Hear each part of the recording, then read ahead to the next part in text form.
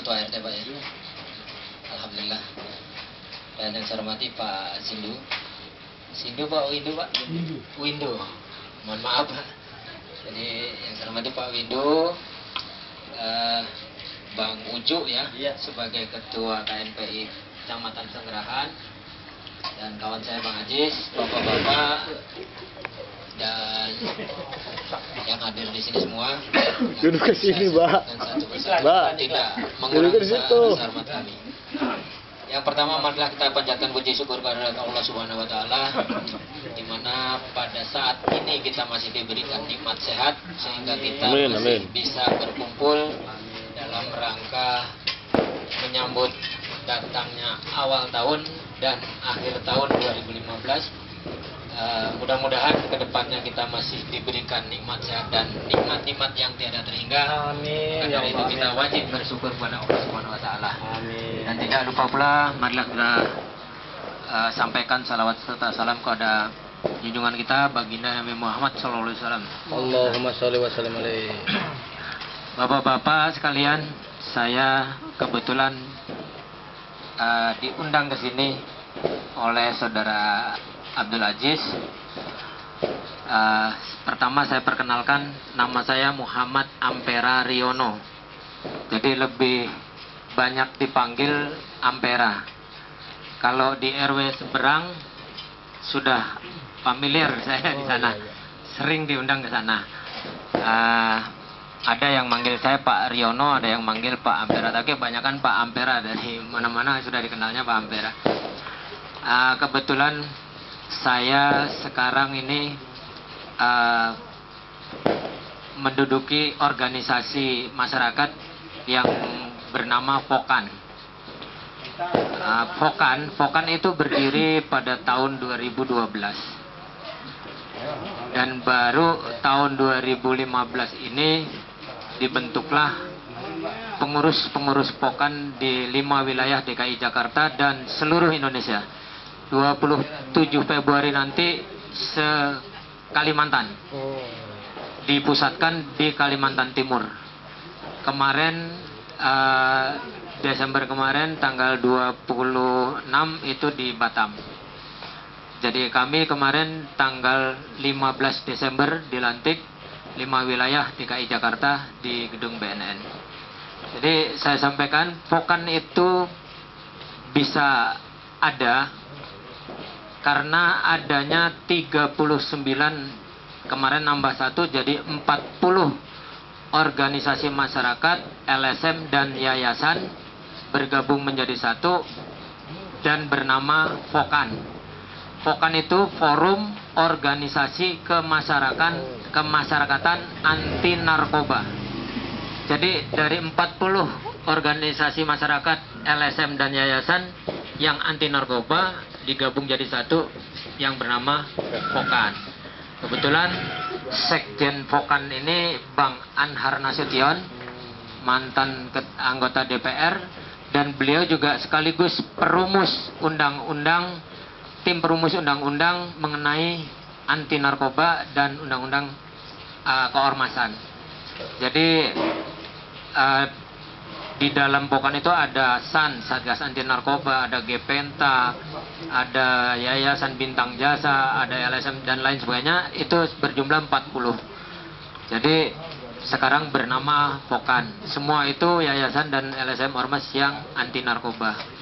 Alhamdulillah saya diberi kepercayaan untuk memimpin di Jakarta Selatan. Dan sampai saat ini saya masih dimintakan untuk memenuhi susunan pengurus, namun saya masih memilah-milah orang karena ini bekerja secara sukarela. Tidak ada honor, tidak ada upah, tapi kita bekerja sukarela dengan resiko yang sangat tinggi. Kemarin pada tanggal 24 hari Kamis jam 23.30 kita mendapatkan tangkap tangan di Kelurahan Menteng Atas berjumlah 6 orang. Yang 4 orang dia memakai barang tersebut di Sasana Krida Karang Taruna, SKPT ya. yang 2 orang di rumah penduduk. Alhamdulillah keenam-enamnya kita pegang. Dan yang 2 karena terindikasi mereka itu sebagai pengedar, kita serahkan ke Polsek Setiabudi. Dan yang 4 karena benar-benar pemakai, semua kita lakukan tes urin dan positif, itu diserahkan kepada Forum RW dan Babin Kantipmas. Jadi dibinalah oleh Forum RW, karena surat edaran Kapolri juga menyatakan bahwa pemakai atau pengguna narkoba itu tidak harus dipenjarakan, tapi perlu direhabilitasi. Undang-Undang 35 juga sudah mengatur itu semua. Bapak-bapak sekarang nggak usah susah, pengen tahu undang-undang apa, internet sudah menyediakan semua lewat Google. Jadi sangat mudah, Pak. Jadi kalau ada anggota atau oknum polisi yang mengatakan bahwa warga masyarakat tidak boleh menangkap, itu salah, Pak. Sudah ada undang-undangnya yang di situ disebutkan bahwa masyarakat diberikan kesempatan atau keleluasaan untuk menangkap tangan pengguna atau pengedar narkoba. Jadi kita jangan takut-takut lagi, Pak. Saya dari tahun 2002 menggeluti bidang ini dengan sukarela. Karena kalau bukan kita, siapa lagi? Generasi penerus bangsa ini akan rusak. Jadi memang kita harus peduli. Di tempat saya ada ibu-ibu, ya kalau usia sudah 60 lebih, kalau perempuan sudah tua, Pak ya. Tapi beliau orang Ambon, mentalnya bagus, berani. Pernah bergulat dengan bandar sampai dipukul sininya sampai bengkak. Itu terjadi tahun 2005. Masa kita laki-laki mau kalah dengan ibu-ibu yang berjuang untuk masyarakatnya, untuk kemajuan bangsanya. Jadi saya di sini juga mengajak kepada bapak-bapak sekalian, mau kan kita kalau wilayah kita ini bersinar, bersih dari narkoba. Oh iya, bersinar ya. Ya, jadi sekarang istilahnya itu bersinar, jadi bersih dari narkoba. Bersih narkoba kalau kita mengandalkan hanya kepada aparat kepolisian atau penegak hukum saja, itu tidak bisa. Yang tahu persis di masyarakat, Pak. Bahkan sekarang sudah ada undang-undang, tadi disebutkan ISIS, teroris di sekitar kita.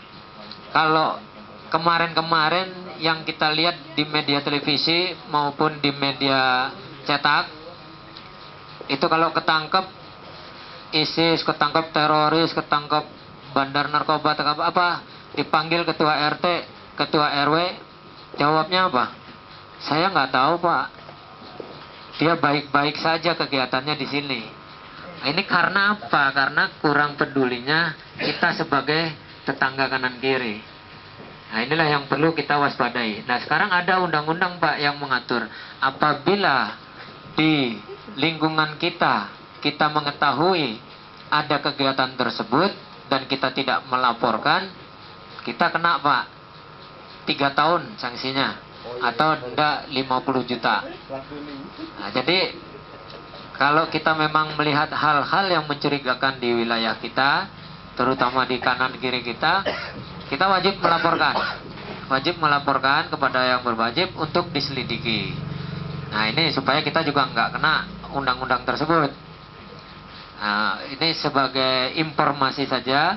Nanti selengkapnya undang-undang bisa Bapak lihat di Google, tidak perlu minta ke DPR. Dulu kan kita kalau mau undang-undang minta dulu ke DPR. Dulu saya kerjaannya begitu, Pak. Kalau saya mau kemana mau apa, pengen undang-undang minta dulu dah ke anggota DPR, kita dikasih kopinya, atau ke DPRD. Nah, kemana kita jalurnya yang harus kita tempuh ya kita tempuh gitu. Tapi alhamdulillah sekarang kemajuan teknologi semua sudah menyediakan dengan instan. Sekarang saat ini pun kita bisa mengetahui, gampang aksesnya. Itu tujuannya apa? Supaya masyarakat ini mudah dan paham mengenai hukum, paham dalam melaksanakan apa kewajibannya dan apa tugasnya. Itu tujuannya.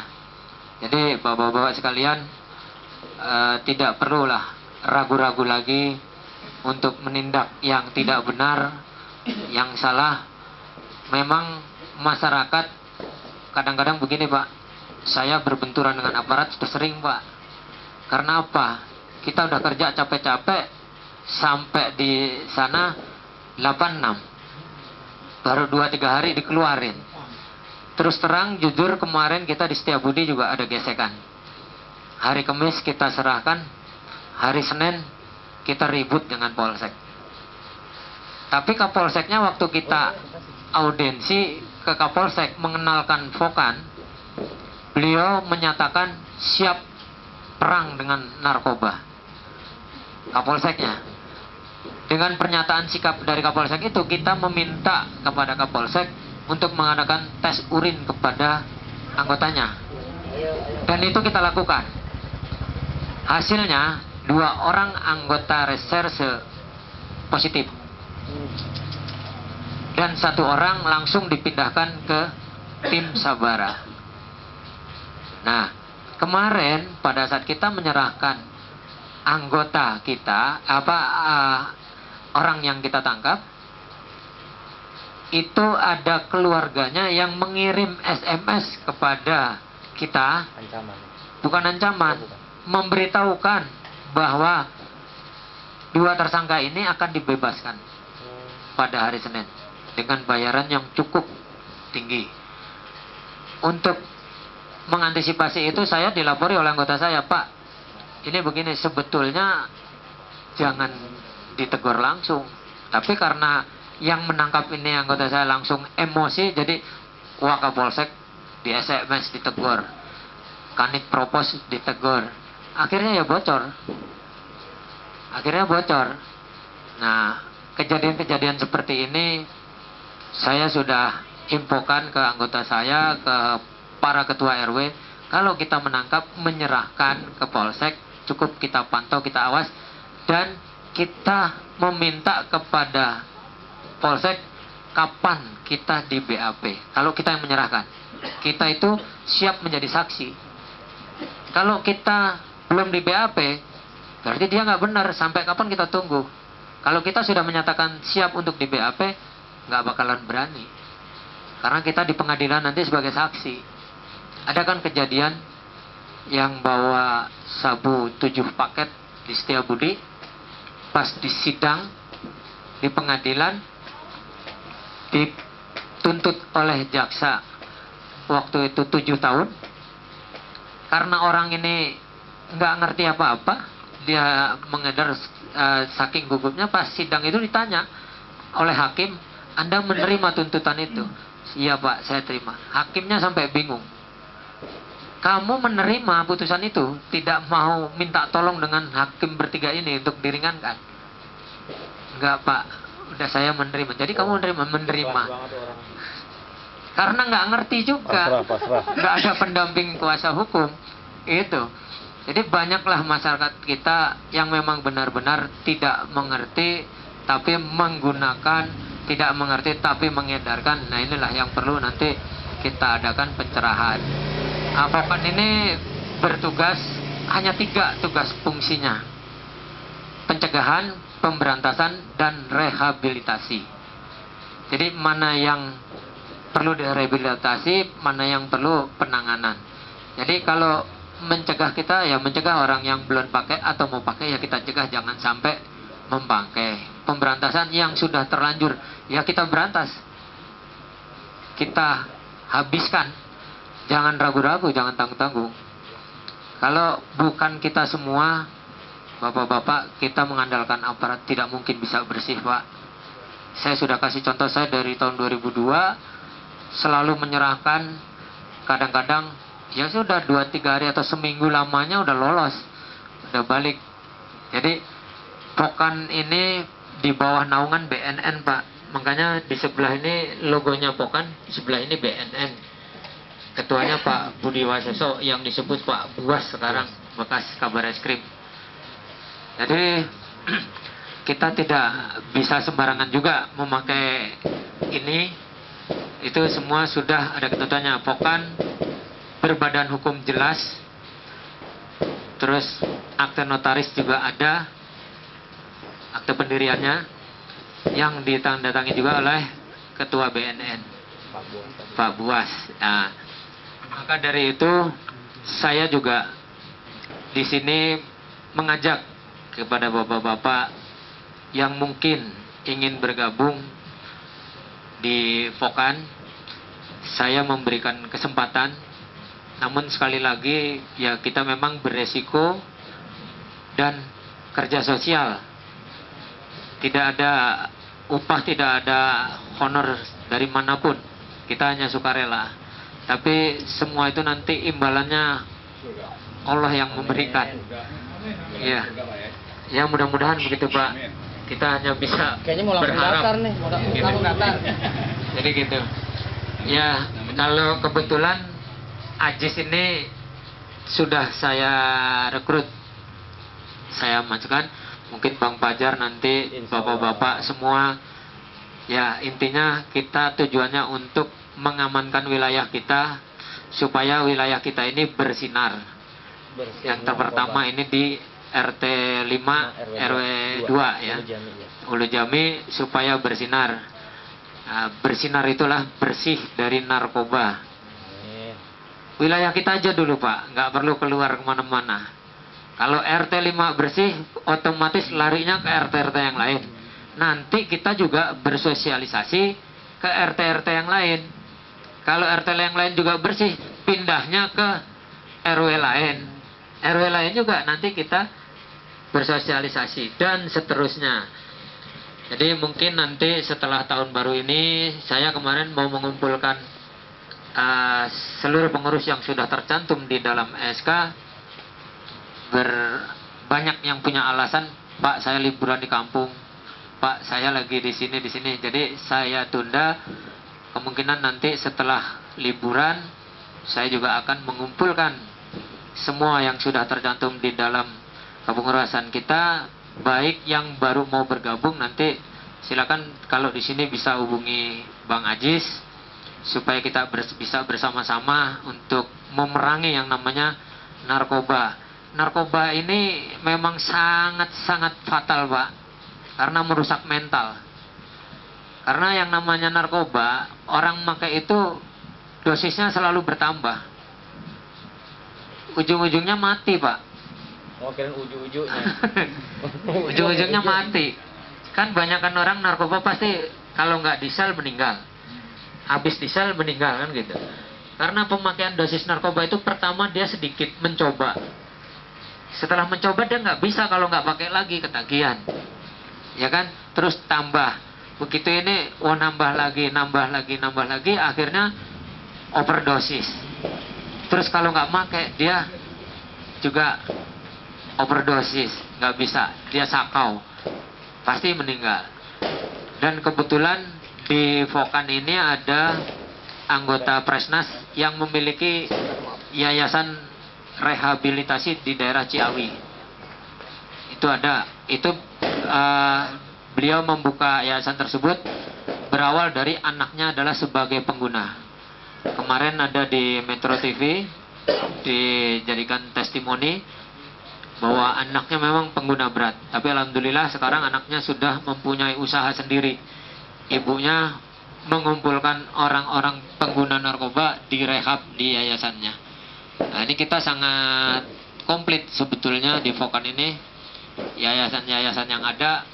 Dan kalau Bapak Ibu Bapak sekalian itu nanti misalnya mendapatkan warganya tertangkap tangan menggunakan narkoba, itu tidak harus masuk ke polsek disel Pak, itu tidak menyelesaikan masalah.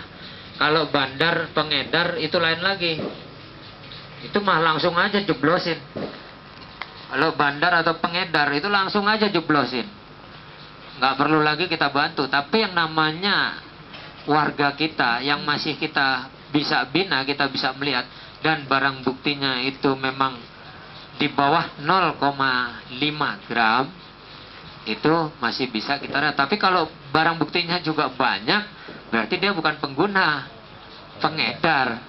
Nah, itu. Jadi kita harus bisa membedakan juga. Mentang-mentang warga kita, oh dia pemakai nih, tapi pemakai kok banyak banget gitu kan. Jadi kita harus bisa membedakan. Nah itulah tugas nanti kita mendampingi warga kita yang memang benar-benar terjerumus di narkoba tersebut. Dan kalau sudah kita serahkan ke polsek, kita yang mengawasi.